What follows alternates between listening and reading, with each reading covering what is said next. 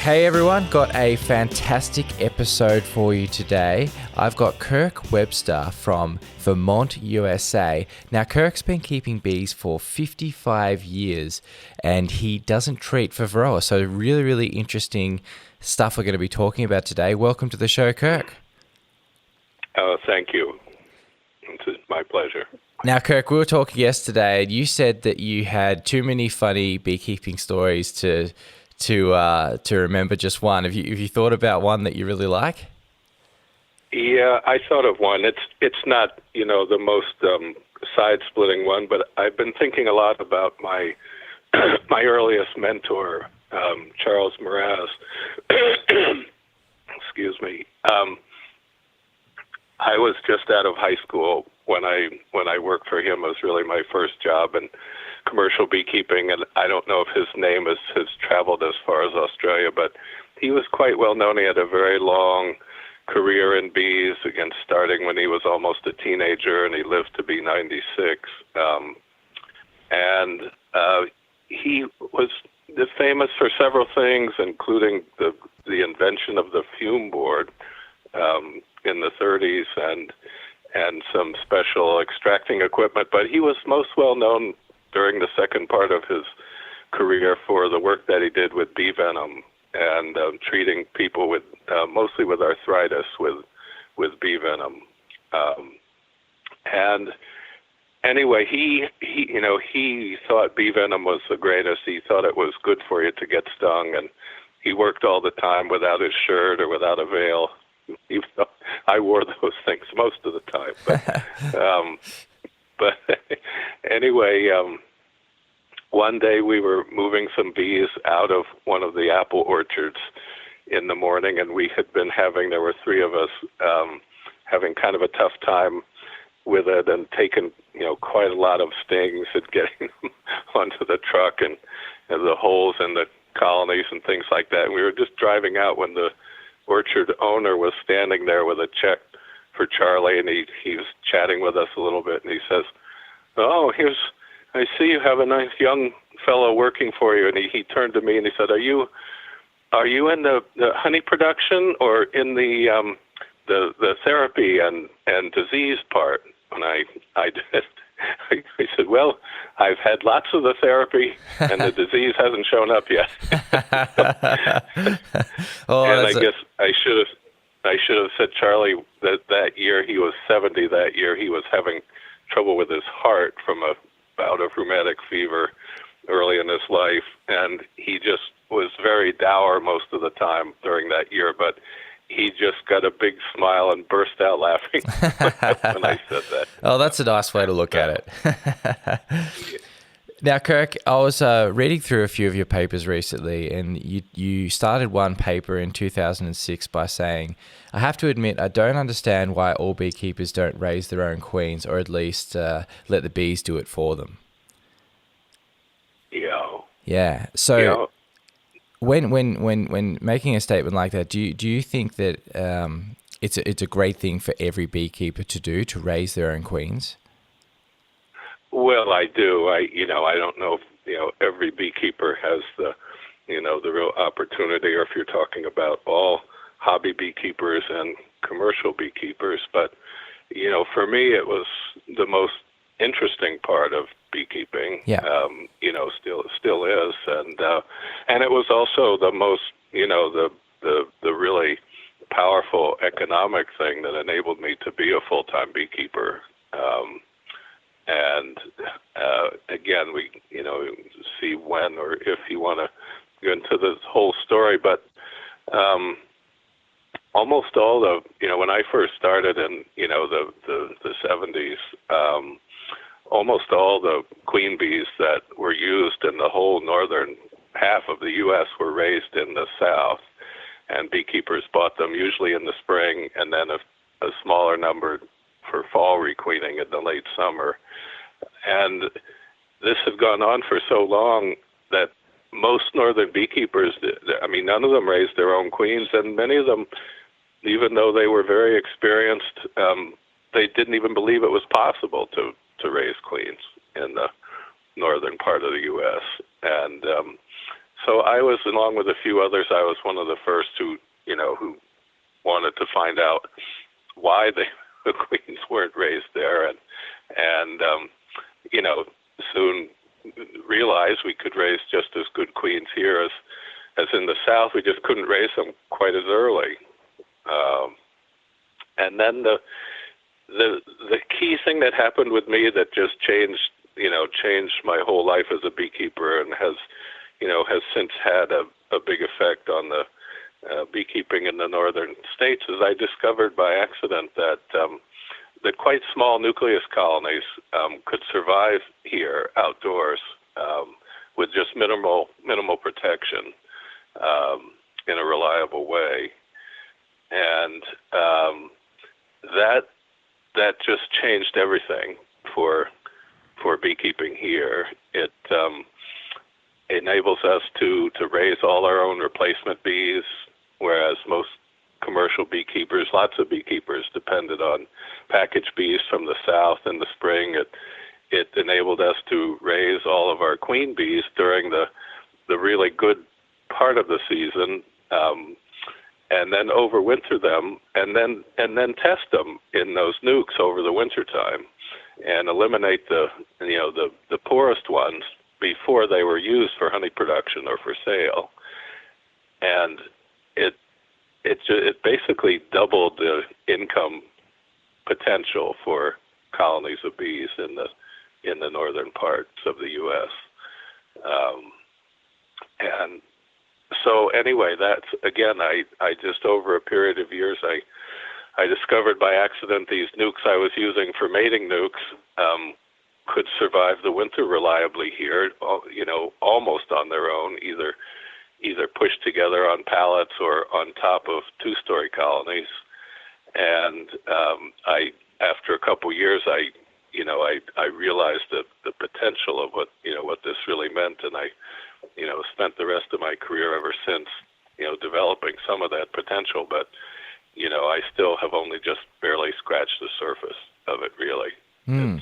Well, you're doing a great job. And while we're on mating nukes, I noticed that your four-way mating nukes are very similar to the ones that used by Brother Adam. And you also mention in the mentor section of your website that you took inspiration from the book Beekeeping at Buckfast Abbey. And have you found those mating nukes to work with? What are they like to work with? Yeah. I like them. I like them a lot. The smaller the mating nuke is, the easier and faster it is to catch the queen. But the larger it is, the more self-sufficient they can be, and the less attention they need. The more, the more strong and resilient they are. With all different kinds of weather and conditions like that. So mine is really a compromise. They're still quite fast to catch the queens out of the half size frames. They're full length straw depth and half length. But so you take a frame, when you look at it, you see the whole thing. At once, your eyes aren't moving back and forth like on a standard Langstroth comb or whatever. So. And also these nucs, I overwintered them in the same way I overwintered the nucs I made on standard combs. Most of the nucs that I overwinter are on standard combs, and I have, standard Langstroth boxes divided in half with two nucs in each box. But these, my four-way nuc boxes have the same outside dimensions on the box. But they're four, it's divided in half twice, and so there are four nucs in each one, and I can winter them the same way as well, which again has just made a huge difference, in this area where our season's pretty short, but if you can overwinter extra queens you can just do almost anything in the spring. Having your own tested queens in the spring there, and the other advantage, they're all surrounded by their own bees too. You can evaluate them before you transfer them onto a colony with 20 combs or more for the summer. So the poorest ones get weeded out before they have to commit to 20 combs, and it really, that was a brilliant idea that Brother Adam used in his apiary. Yeah, and then Brother Adam, one of my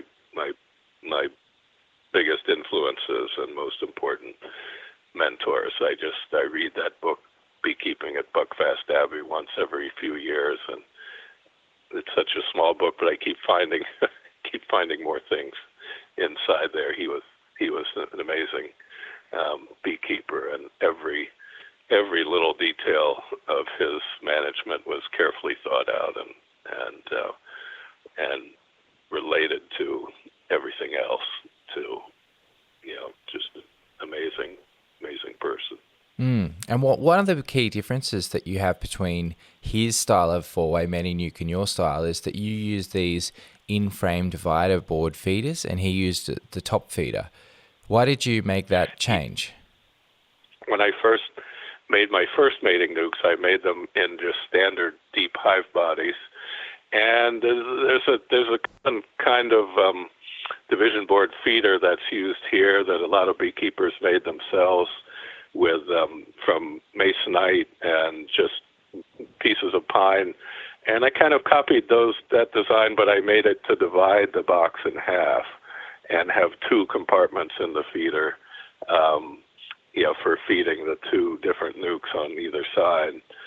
And so that's what I was using initially for my mating nukes. And that's how I discovered those nukes could overwinter, when I had some left over in the fall that I didn't combine together again into a big cluster for the winter. But anyway, I like those feeders a lot. They were always in the colonies. I could decide to feed, one morning and mix up the feed and take it out and feed, hundreds of colonies before that same afternoon was over, with the feeders inside there all the time. So anyway, I just copied that system when I made the four-way nukes. The box is divided permanently in half, and then each half is divided with a smaller version of those feeders.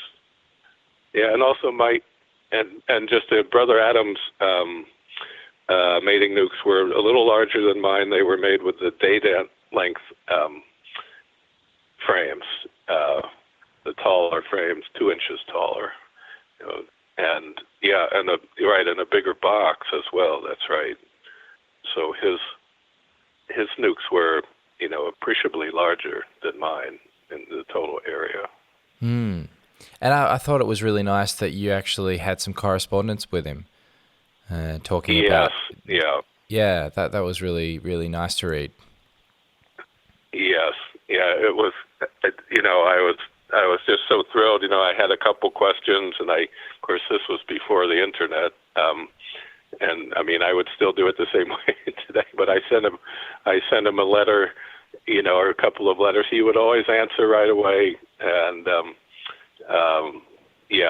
they're all typed on, obviously, an old typewriter, and it was quite important things to me. These few letters that I have. Yeah, well, that was great to read that. Now, I've got a quote that you've got on your website that I'll read going into the next section. Sir Albert Howard defined modern organic farming with a concept that beekeepers must also use to survive and thrive in the future.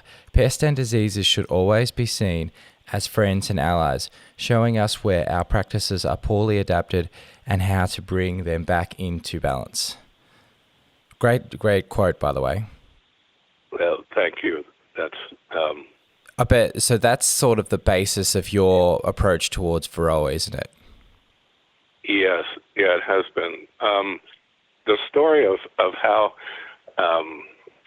how it got to be is interesting, and it was just kind of serendipitous and fortuitous that I had a background in some organic farming before I was involved with beekeeping. I didn't grow up on a farm, but when I was before I reached high school and I realized I was really interested in farming, the first people I met, the people who became some of my most important mentors were organic farmers, and they were very successful and had a really nice lifestyle, and so nobody had to convince me that this was possible to begin with. That's what I was introduced to first, and so nobody could tell me that it doesn't work or whatever.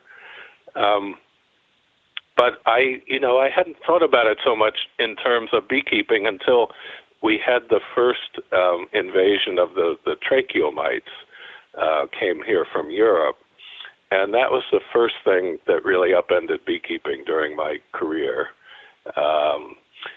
We just all of a sudden, we were used to having, less than 5% winter loss every year. And, a 10% winter loss at that time just seemed like the end of the world to us. But then these tracheal mites came, and all of a sudden, we were all losing 30, 40, 60% of the bees over the winter, which just seemed like a complete calamity. But this was right around the same time that I was ramping up this system I use of propagating lots of nucleus colonies to overwinter.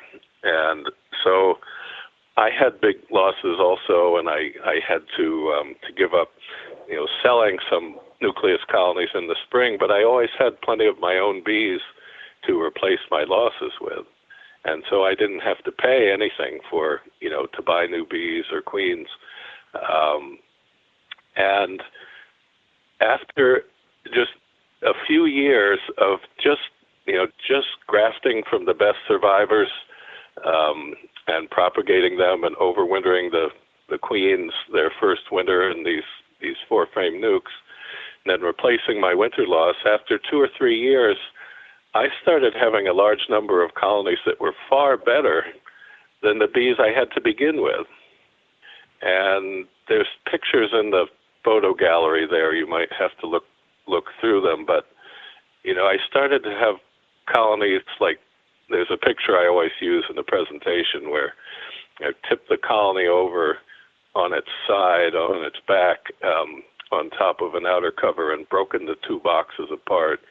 You can see it's early in the spring before any grass has started to grow. The grass is still white from the winter time. The snow has just melted.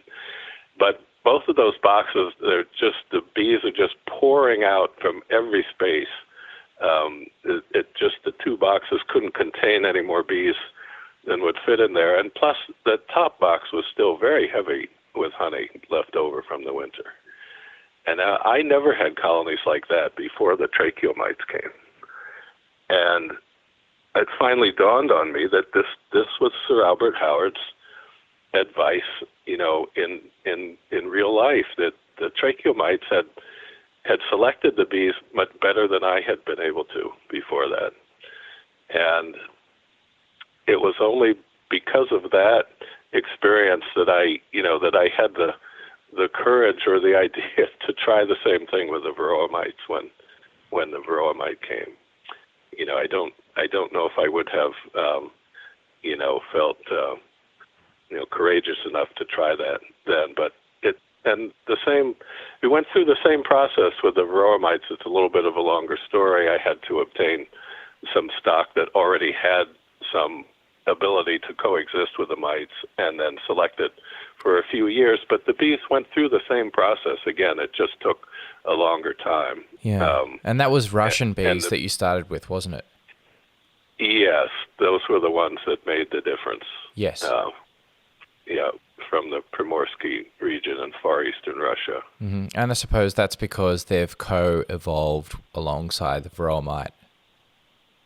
Yes, they supposedly have lived together with the varroa mite longer than any other Apis mellifera populations. Yeah. maybe even 200 years. Yeah, that's really interesting. So, a question from a friend of mine, Brad Hogg. He said, "Have your methods in dealing with varroa changed since you first saw it?" No, basically, again, I had this experience with the tracheal mites first, and I carried on. I had, when I decided to discontinue the treatments, after our first, miticides, for those things we used at first, the Apistan strips was a fluvalinate product. They were effective for about 5 years, and using those strips, it was just like a miracle. It did kill almost all the varroa mites. We just continue on with beekeeping just like we did before, and I spent that whole 5 years though sweating. I knew this was not going to work forever, and we needed to come up with a better way. So, I prepared quite a lot to try and really work seriously on the varroa problem, and I made the apiary smaller so I could spend more time with each colony. I started overwintering the nucleus colonies in yards of their own, so that the colonies that failed, the mites would not drift into other colonies. I started making my own foundation and all these things to prepare for, I could see in the long run we really had to figure out a way to do this without the treatments, or beekeeping would go down the route that conventional agriculture has done in this country, where the pests are just a never-ending and constantly increasing problem. Mm-hmm. And that's exactly what's happened with beekeeping in the U.S. Yeah, well, I personally haven't seen varroa yet, and just for the listeners here, varroa is in Australia, but it hasn't made it to my region yet. But for the people I speak to, they say that, when it comes to treatment, it does get more difficult dealing with varroa every year. It doesn't get easier, which I think is very interesting when you're using treatments. Yeah, and So what's the longest amount of time a beekeeper there has had to deal with varroa? It was first discovered in 2022, but they believe it may have been here for up to a year before that. And so far, there hasn't really been many reports of people and how they've dealt with varroa over time. So far they're just using treatments. They're using the strips, and they're dealing with that way. But there hasn't been any good reports about how it's been over time and how it's changed. Yeah, and so are those the Apistan strips or something else? I believe so, yeah. Yeah, that's what we started with, and it was extremely effective for 5 years, and it was quite safe by comparison to other insecticides. But the next product that was approved here was at the opposite extreme. It was a Kumafos, a organophosphate product that was really dangerous, too dangerous to touch or to handle without gloves. And and that was another reason I decided that was the point. I was going to stop treating the apiary if I possibly could. Mm-hmm. Yeah, so another question from a friend of mine, Laura Patmore, she said, how do you think Australia should approach this problem if they're looking at going down the treatment-free route? Well, I'm just assuming, of course, I don't know for sure, but I'm assuming that you'll have to bring some stock from elsewhere that already has a track record of coexisting with varroa. Yes, and we are doing that. We are bringing in we're bringing in a bit of stock from New Zealand to help out with that. Yeah, and was that stock that was native to New Zealand, or did they bring it from further away? No, they actually discovered it in their own population. So they've had a few different programs over the years, but they were looking for the VSH gene.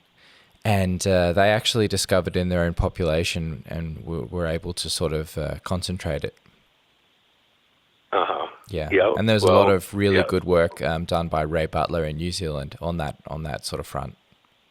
Yeah. Well, hopefully that will be a key thing for you, because that was, the two things that I had to put together. Like I always say, you have to use breeding and management together to deal with this problem. And so for me, the breeding part was having access to these Russian bees that the USDA imported into the U.S. And then the management part was this system of overwintering, propagating many nucleus colonies in the midsummer and overwintering them on just 4 combs. Those two things together is really what enabled me to give up using treatments. And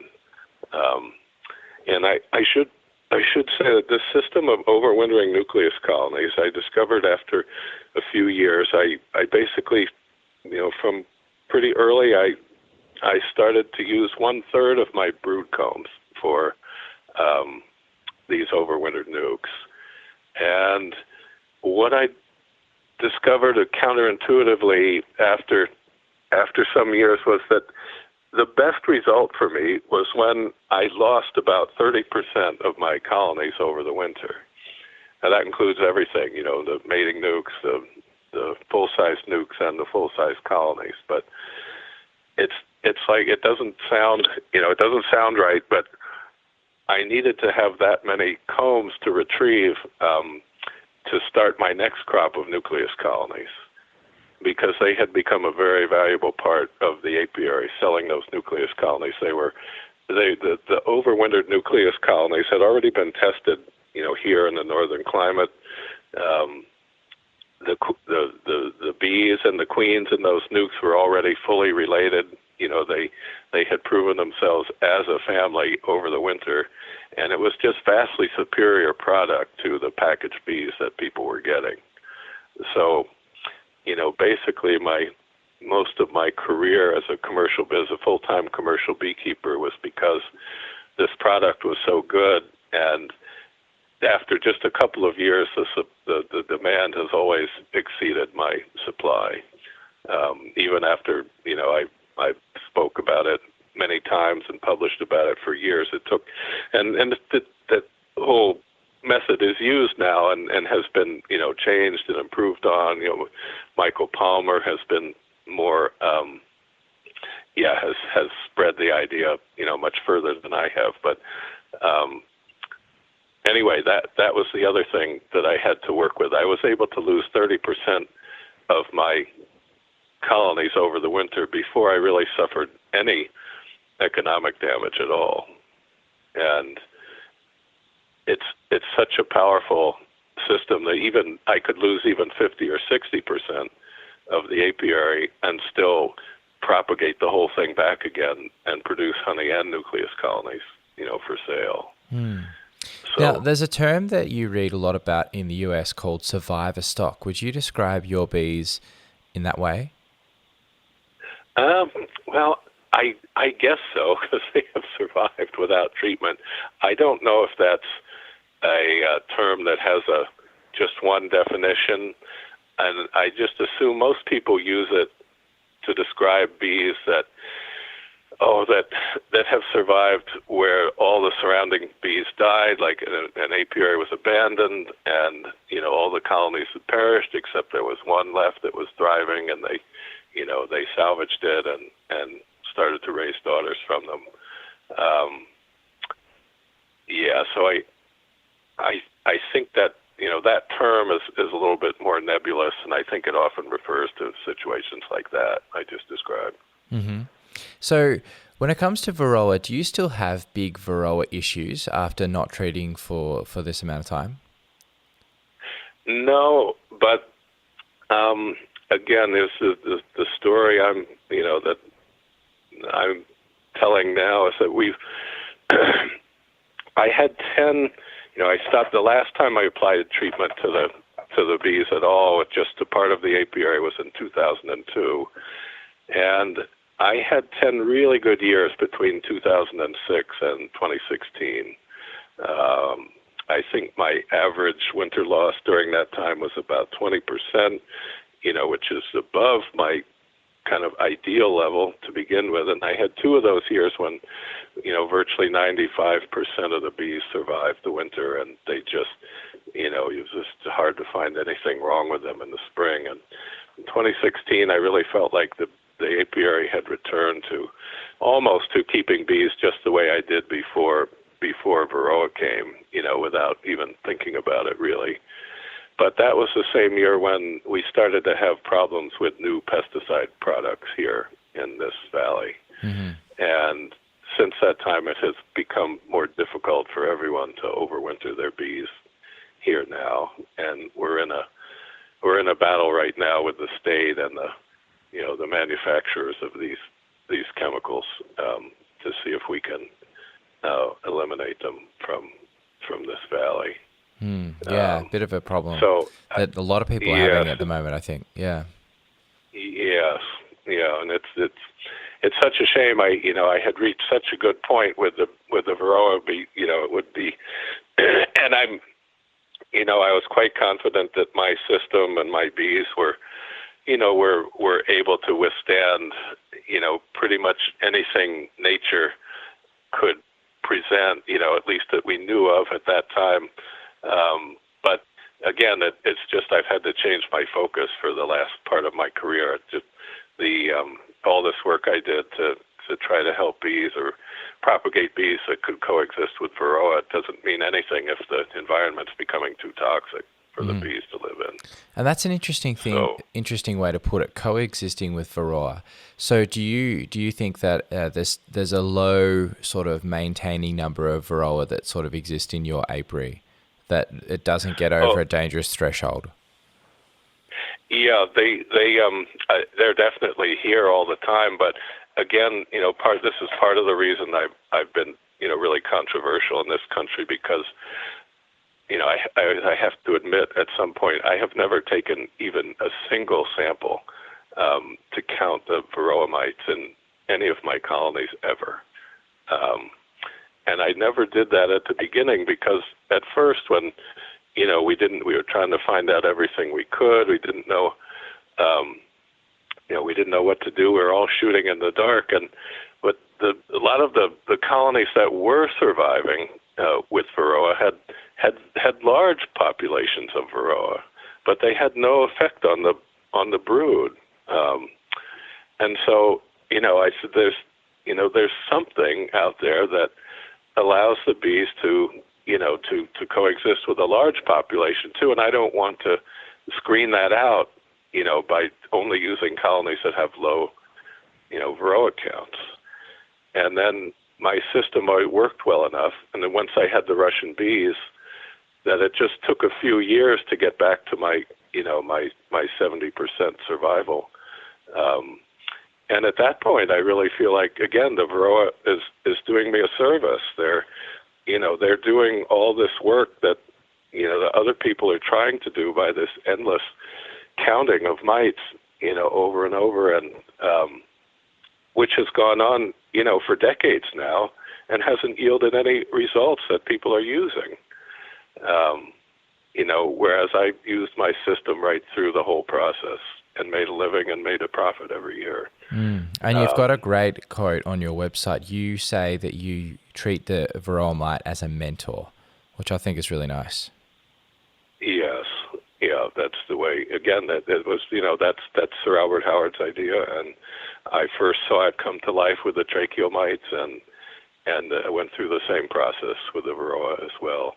It's just such a shame now we can't, the bees do have a lot of stresses on them, and there are more viruses now, apparently, at least that we can find, and they're infecting the bees, but it's just so hard to sort out, how much of the losses we're having now is really, because of these insecticides breaking the straw that broke the camel's back, and how much of it are these, these natural things that the bees can probably develop resistance to, with selection and just a continuous presence.